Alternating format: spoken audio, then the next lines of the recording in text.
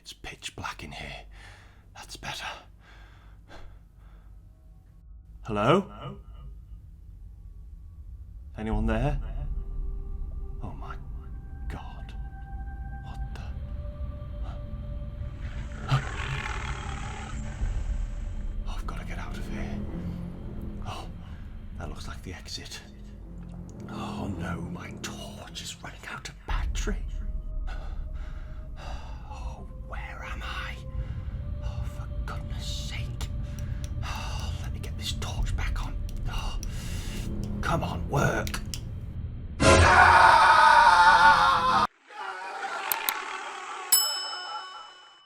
Hello, and welcome back to Pleistocene Park.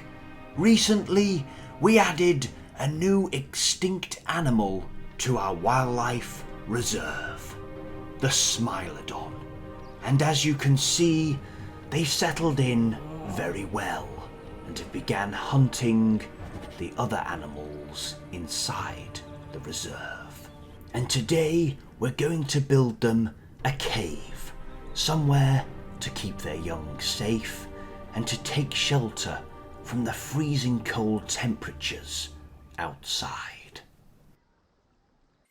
Okay, let's go. Let's build this Sabertooth cat cave.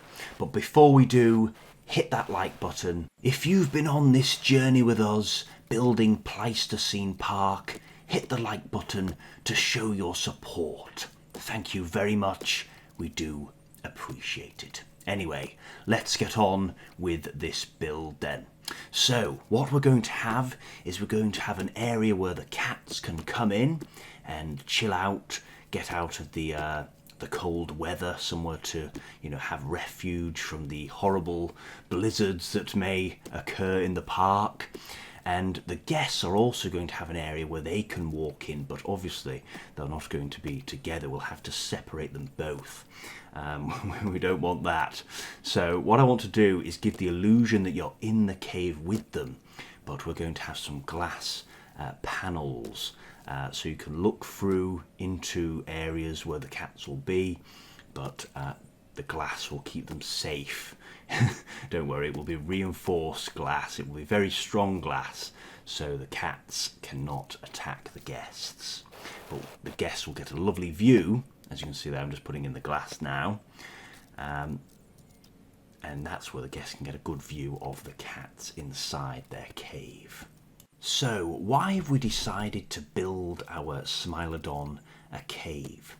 Well, there is evidence that suggests they did live inside caves, and this evidence is in the most unlikely of places. You'd expect to see them maybe, I don't know, in the northern hemisphere, but it's actually, they found evidence in Mexico of dens where saber-tooths were bringing back their prey. There's loads of different skeletons that they were bringing in there to eat their prey in peace, so they could, they could take their prey back before any other predators came and tried to steal their food from them. So yeah, they were widespread across the whole globe, actually. They started off in North America and Europe first, but as time went on, they spread to Asia and even Africa, and also South America. Which is very, very interesting. So by the Pleistocene times, they had spread across the whole globe. Well, pretty much most of the whole globe anyway. The only places they didn't manage to conquer was Antarctica and Australia. But I imagine if they had the chance, they would have definitely adapted there as well. It was because of all that ice, the sea that had frozen from North America to Europe and Asia, that they were able to just move around, and then they could go down into Africa and basically just conquer all of these continents. So they conquered 5 out of 7 continents, which isn't bad. So they were very successful. They did very well. And as they spread, they would have adapted and changed into different variations of species to adapt and evolve to their new environment. So if they were living further up in the north, they would have had to have a lot more fat and thicker fur to keep themselves warmer. And the further down south you go, it would have got a lot warmer. Now, if any of you have watched Walking with Beasts, you'll remember the Smilodon episode, which was based in South America. And these cats were hunting down different variations of prey, and they were also, there was another predator that lived down there with them, the terror birds. These birds are huge, and they're about, well, I'd say a bit taller than a man, so just over 2 meters tall, and they have huge, powerful beaks, and they were competing with the Smilodon for food in these episodes. You can see them trying to, they're waiting around trying to steal food off the predators, seeing if they can get any of the scraps. And the Smilodon are getting very frustrated with them. And it's just an amazing time. And here you can see, I'm just putting in some stalactites. I was going to get it the wrong way around there. So stalactites are the ones that grow down from the cave ceiling, and stalagmites grow from the cave floor. So what this is basically, as water is dripping through the ground and then going into the cave ceiling, it drips down, but as it drips, it basically has deposits of limescale in the water, and this limescale starts to, as the drips keep dripping over a long time, they leave small deposits of it, and this deposit of limescale starts to form this shape that's just coming down from the ceiling. And the more water that drips down it, the more deposits of limescale it leaves, and the larger it gets. But it doesn't just grow from the ceiling, it also grows from the floor, because when they drip down to the floor, they leave a deposit of limescale on the floor as well. So you can see I've put a few rocks there on the bottom as well to look like they're the stalagmites coming up. To be honest, I think we should actually make them look a bit more exaggerated. And you can see here we're putting in some more bones of unfortunate souls that have been hunted down by the Smilodon and brought back to the cave for the others to eat. And there is evidence of this, like the cave in Mexico. You see that bones and carcasses were brought back for other individuals to eat, and it looks like we talked about in the last build that these animals were pack hunters. And it seems that some of them were either injured, some had arthritis, some were older individuals and still managed to survive, or some were healing from, they had wounds that they'd healed from, and there was no way they could have survived on their own unless someone else was feeding them and doing the hunting. So in this cave, you'd imagine that the ones that were sick or old, or even the young as well, would stay here, and the fit and healthy individuals would go out, hunt, and then drag the prey back to this cave, and then everyone could eat the spoils. So they're all looking after one another.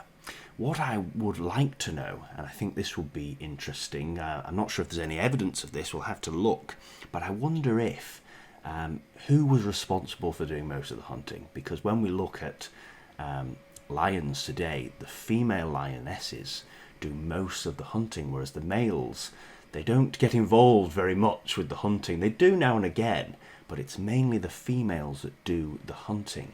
So it'd be interesting to see if Smilodon were, similar to this. Were they doing a lot of the hunting, the female Sabertooths, or was it the males? Did they both get involved? I wonder if there's any evidence. Let's have a look if we can see if there is anything about that. Well, unfortunately, I cannot find anything. Maybe there is something out there, but I've tried my best to find something. Maybe some evidence that suggests, the females maybe were getting more injured, or maybe the females were just, there were only female bite marks that were left on the skeleton that had maybe killed it. But no, it could. So it's open for speculation. Really, it could be either way. It could be the males and the females getting involved. Who knows? So, what do you think? Let me know in the comments down below. Have you heard anything that suggests that maybe, both of them were getting involved, or was it just the females and the males just said, thank you very much for doing all that hard work, we'll enjoy that lovely meal that you've just hunted for us. So yes, let me know down in the comments what you think about that. So let's have a look at some of the comments. We've had some lovely comments on the last build we did. Well, not the last one, but the hotel build. So let's have a look. So we've got Park Jurassic. What a great hotel. This build is splendid, undoubtedly. Thank you very much for that. That does mean a lot. I look forward to seeing you create the vast meadow. Yes, this is something that we're going to have to build in the future for the mammoths to give them a bit more variety in their diet. So they're not just eating grasses and things from the forest, but they can go into the meadow and browse on the bushes and shrubs in there. So thank you very much for that. And you also say thank you very much for the shout out. It made my day. Well, Park Jurassic, you make our day by giving us these lovely comments. Thank you very much for that indeed. So let's have a look what else we've got. We've got the Lion Man, who has said definitely a must stay indeed. I would love to stay at this park. If it was a real park, I'd definitely be looking at booking some tickets right away. I wouldn't be able to control my excitement to go and see these animals in the wild. It would be truly incredible. Let's have a look at what else we've got. Oh, Dino Dan says, I wonder how much this hotel would cost tonight. Flipping heck, I can't even imagine. But these animals are not just for the super rich. Everyone in the world has the right to enjoy these animals. So we must make sure that we have a coupon day so that everyone can come and visit these magnificent creatures. No, do you know what? I don't even know how much this would cost. It probably would be quite expensive, realistically, if something like this was to exist. When you think about how much money it would cost for the science to bring these animals back, we're talking I don't know, billions of pounds of investments to make something like this actually happen. So they definitely want to make a profit, I'd imagine. They'd want to definitely sell tickets for quite an expensive price. So I don't know. I can't even put a number on it, to be honest. But it would also be very popular. Well, I say that. There's only 85 guests in this entire park, which I can't believe.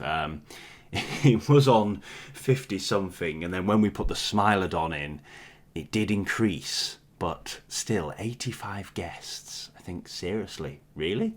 I would expect there to be a few more than that. 85 people in the world have come to see the very first mammoths and Smilodon and woolly rhino. 85 people, is that it? My God. So I think realistically, though, we'd have a lot more. You'd have thousands of people wanted to come and see these animals if they were brought back. So you would be making a lot of money. So yeah, I think they would make a decent profit from it, most definitely. And it's not just the cost of coming here, the food that people will spend on at the restaurants and things, gifts and things that they'll pay for. So there will be it's a big money-making business. So let's see what else we've got in the comment section. So Konheki Mentox. Oh my goodness, I think I've just butchered your name. I do apologise. Konheki Mentox. Apologies for that. Says, hi, a suggestion to build. Okay, let's have a look at your suggestion. A savanna habitat in a climatised dome to put the Juxia and the Paraceratherium. Wow, now that is a very, very creative idea. I like that. That sounds really interesting. So, because we're in a cold environment here. The Paraceratherium, they're normally living in things like environments like deserts, hot climates. So if we were going to add them to Pleistocene Park, we would have to do something like a acclimatized dome, which I think is a really good idea. The only thing I'd feel bad about is that they'd be looking out of their dome at the mammoths roaming across these vast plains, forest, loads of different habitats to explore, and the poor Paraceratherium will be looking out. So we'd have to make it a really big dome if we were going to do that. But no, that's a really good idea. If not for Pleistocene Park, definitely for another park, I would definitely like to do something like that, a climatized dome. We did something similar with this, with the insect build. If you haven't seen it, we've done a build for the giant bugs that lived in the Carboniferous period. And we made a massive dome, and in there it was a climatized dome, to make it hotter, and also the oxygen levels were a lot higher back then. That's why the bugs grew so big. So we've got a build like that if you'd like to see it. I know that the bugs aren't actually in the game at the moment, but they have made statues, so we just put the statues in. But I think that's a tease for what's coming in the future. I do think Prehistoric Kingdom will probably make designs of the actual animals, and I hope they do other bugs as well, because at the moment there's only, what is it? It's the giant dragonflies and the Arthroplora, the giant millipede. So I'm hoping they'll do giant scorpions and also the giant spider as well. So yeah, hopefully they bring those into the game as well, because I think that'd be really nice, a nice variation of different animals, because we've got plenty of dinosaurs. I mean, give us more. You can't have too many dinosaurs. But mammals we have a few of. We only have 3. Oh no, we don't. We've got 3 in this park, but we do have the Paraceratherium as well. So we've got 4 variations of mammals. A few more mammals I think would be nice, but also some prehistoric bugs would be absolutely fantastic. And even more like prehistoric crocodiles. Bring some, what they call now, I forget the name, Sarcosuchus. Bring some Sarcosuchus in, that would be fantastic to see animals like that. So yeah, let's see what else we've got. Helm Gens, the name of the park, has said, looks beautiful. Thank you very much. So yes, it's all coming together. It's all coming together. We just have to finish off this cave for our Smilodon. And you can see here we're just putting in a hole through the roof. Those rocks that you see piled up in the middle of that room there. It's not really a room, is it? What do you call it? This open area in the cave. This hole has collapsed, and that's why there's a load of pile of rocks down in the middle there. And also we put that log in. Maybe a tree fell through when it happened. And I want to make it look very, epic. As you walk through here, there's light shining through the ceiling, and it's just these rays glistening down, and the Smilodon are just, lounging about in their den.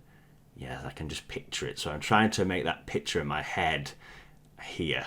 I'm trying to do it with all these rocks, but it is very hard to build these caves. The hardest thing is because when you're trying to build it, you can't really see what you're building. You have to go down and then look up and see if there's any gaps and make sure that it all looks good.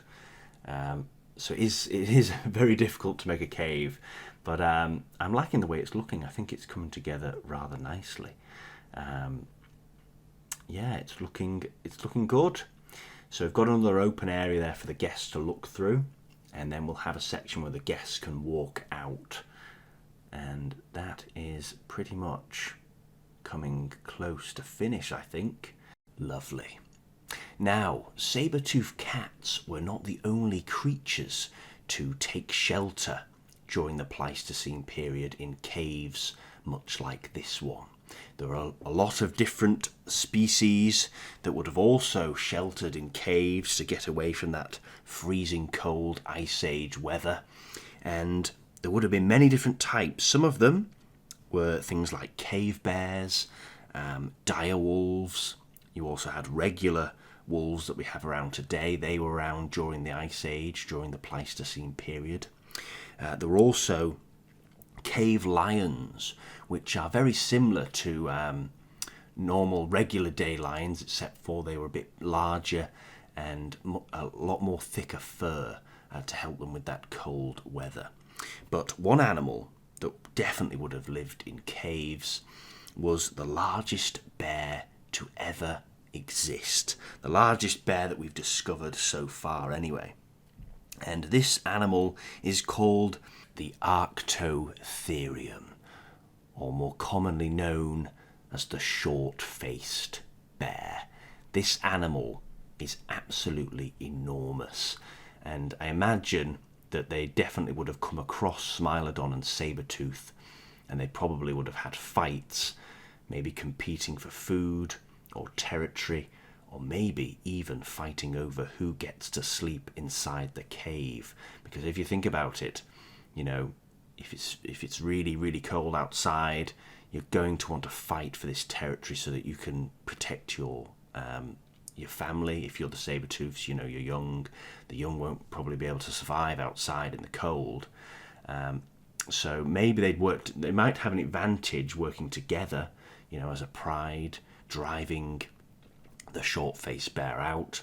But the short-faced bear is a monster to contend with. Let's just have a look at some of the size measurements of this animal. Now, I'm going to give you the height of this animal when it's stood up on its back legs, because this is what bears can do. They can stand right up, just like a human, and get a good look of their environment by doing this. And let's just have a look. So, this animal, when it's standing up on its back legs, it reaches heights of up to 3.4 to 4.3 meters. That is absolutely huge. Now that's about 11 to 14 feet. So imagine, you know, someone who's about 6 foot. You know, that's quite tall for humans, isn't it? If you're over 6 foot. Now, this is double 6 foot. It's more than double 6 foot. It's absolutely enormous. So it would be like having two very tall people stood on top of each other.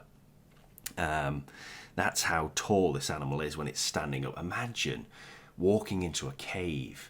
I mean, you know, our ancestors, when they would have lived in caves as well. When they were going into a cave to check it out, to see if it was habitable, they would have had to be very cautious because they may come across one of these animals. Imagine that, you're walking through with some fire on a stick, making sure that it's safe to come in this cave, and then you just see this huge figure standing over you, 14 feet tall, 4.3 meters tall, and it's just staring down at you. It must be absolutely terrifying for our ancestors. And if it wasn't one of those, it could have been a variety of different creatures, wolves, saber-tooths, you know, cave lions. My goodness. And all these animals would have been competing for these caves to live in, including us. You know, this is where we would have lived as well, so we would have had to compete against these creatures.